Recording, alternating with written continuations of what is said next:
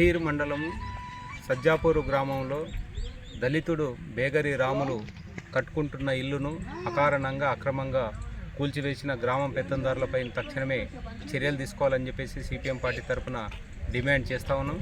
గత 50-60 సంవత్సరాలుగా ఈ భూమిలో అసైన్మెంట్ భూమిలో ఇక్కడ తను కాస్తులో ఉన్నాడు. ఇక్కడే ఆ సొంత భూమిలో తను గతంలో ప్రకృతి వనం పోగా మిగిలిన భూమిలో అతను ఇల్లు కట్టుకుంటా ఉంటే కట్టుకుంటున్న ఇల్లును కూల్చేయడం అనేది ఇప్పుడున్న సమాజంలో చాలా సిగ్గుసేటైన విషయం, చాలా దారుణం. తనకు ఓటేయలేదనే ఒక కక్షపూరితమైన ఉద్దేశంతో గ్రామ సర్పంచ్ ఇవన్నీ కూడా చేయించిందని చెప్పేసి ఈరోజు స్పష్టంగా అర్థమవుతోంది. ఇప్పటికే అతని కుటుంబాన్ని అనేక మంది పరామర్శించారు, అయినా కూడా అతనికి ఇప్పటిదాకా న్యాయం జరగడం లేదు. తక్షణమే ఇల్లు కట్టుకుంటున్న ఇల్లును కూల్చేసిన వారు ఎవరైతే ఉన్నారో వాళ్ళ మీద తక్షణమే చర్యలు తీసుకోవాలి, వాళ్ళని అరెస్ట్ చేయాలని చెప్పేసి ఈరోజు సిపిఎం పార్టీ తరఫున డిమాండ్ చేస్తున్నాం. అదేవిధంగా ఇతని కుటుంబ సభ్యులపైన అక్రమంగా పెట్టిన కేసులు ఏవైతున్నాయో వాటిని వెంటనే తొలగించాలని చెప్పేసి సిపిఎం పార్టీగా మేము డిమాండ్ చేస్తున్నాం.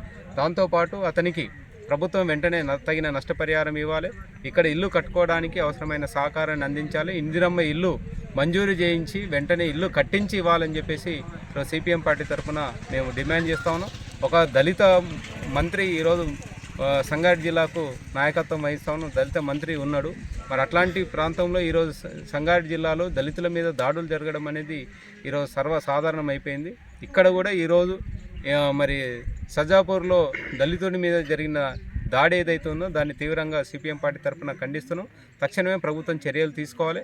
మరి ఇప్పటికే SC/ST కమిషన్ కూడా వచ్చిపోయింది, వాళ్ళు ఆదేశాలు కూడా ఇచ్చారు. ఆదేశాలు ఇచ్చినప్పటికీ కూడా రెవెన్యూ అధికారులు కానీ పోలీస్ అధికారులు కానీ ఎవరు కూడా పూర్తి స్థాయిలో పట్టించుకొని ఈరోజు న్యాయం చేస్తున్న పరిస్థితి మాత్రం లేదు.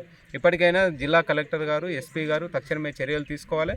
అదేవిధంగా ఈ గ్రామ సెక్రటరీ కూడా ఒక సైడ్గానే అన్యాయంగా వ్యవహరిస్తున్న పరిస్థితి ఉన్నది. ఆయన మీద కూడా తక్షణమే చర్యలు తీసుకోవాలి అని చెప్పేసి మేము డిమాండ్ చేస్తూ ఈ కుటుంబానికి న్యాయం జరిగే వరకు సిపిఎం పార్టీ ప్రజా సంఘాలన్నీ కూడా వాళ్ళకు అండగా నిలబడతాం. అందరూ కూడా ఆలోచించాలి, తక్షణమే ప్రభుత్వం ఈయనకు ఆదుకోవాలని చెప్పేసి మేము విజ్ఞప్తి చేస్తాం.